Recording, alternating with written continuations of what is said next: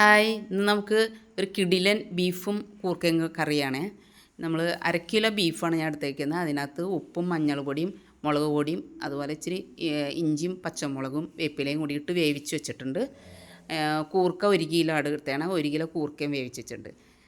എന്നിട്ട് നമുക്ക് ചട്ടി അടുപ്പത്ത് വെച്ചേക്കാണ്. അത് ചട്ടിക്കകത്തേക്ക് വെളിച്ചെണ്ണ ഒഴിക്കാം. ഞാൻ ഈ കൂർക്ക കൂടുതലാണ് എടുക്കാറ്, ബീഫ് കുറച്ചുമാണ് എടുത്ത് ചെയ്യാറ്.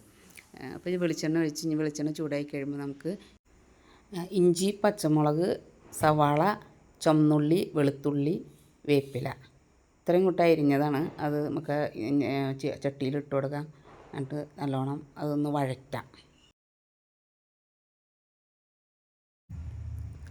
ഇപ്പം നല്ലപോലെ അത് വഴന്നിട്ടുണ്ട്, മുരിഞ്ഞ് നല്ലോണം മുരിഞ്ഞിട്ടുണ്ട്. ഇനി നമുക്ക് ഗരം മസാല പൊടിച്ചത് അതിനകത്തേക്ക് ഇടാം. കുറച്ച് കുരുമുളക്, ഇത് ഞാൻ മസാല പൊടിച്ച് വെച്ചിരുന്നതാണ്. ഇനി കുരുമുളക് കുറച്ച് അതും പൊടിച്ച് സെപ്പറേറ്റ് പൊടിച്ചതാണ്, അത് മിക്സ് ചെയ്യാം. ഇനി നമുക്ക് ഇച്ചിരി മുളക് പൊടിയും മഞ്ഞൾ പൊടിയും മല്ലിപ്പൊടിയും ചേർക്കാം. മുളക് പൊടി കുറച്ച് ഇട്ടിട്ടുള്ളൂ, നേരത്തെ ബീഫിൽ കുറച്ചിട്ട് വേവിച്ചേക്കണതാണ്, അത് കാരണം ഇതിനകത്ത് കുറച്ച് വീതം മതി. ഇപ്പം നല്ല പാകമായി. ഇനി ഞാനൊരു തക്കാളി അരിഞ്ഞ് വെച്ചിരുന്നതാണ്, അതും കൂടി ഇതിനകത്ത് കൂടി ഇട്ട് ഒന്ന് വഴറ്റാം. നമുക്ക് നല്ലോണം അങ്ങോട്ട് വഴറ്റാം.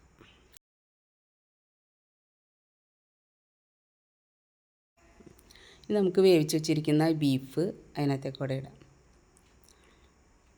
ബീഫ് ഇട്ടിട്ട് ഒന്നങ്ങോട്ട് മിക്സ് ചെയ്യാം. അതിന് ശേഷം നമുക്ക് കൂർക്ക ഇടാം. കൂർക്കയും ഞാൻ ഉപ്പിട്ട് വേവിച്ച് വെച്ചിരിക്കുന്ന കൂർക്കയാണ്, അത് അതിനകത്തേക്ക് കൂടെ ഇട്ടിട്ട് നമുക്കൊന്ന് മിക്സ് ചെയ്യാം.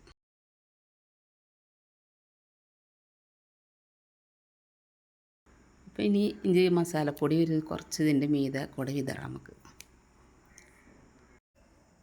ഇനി മല്ലിയില കുറച്ച് അതിന് മീതെ ഇട്ട് കൊടുക്കാം. ഇനി നമുക്ക് ഇച്ചിരി അല്പം വെളിച്ചെണ്ണ അതിൻ്റെ മീതെ ഒന്ന് ഒഴിച്ച് കൊടുക്കാം.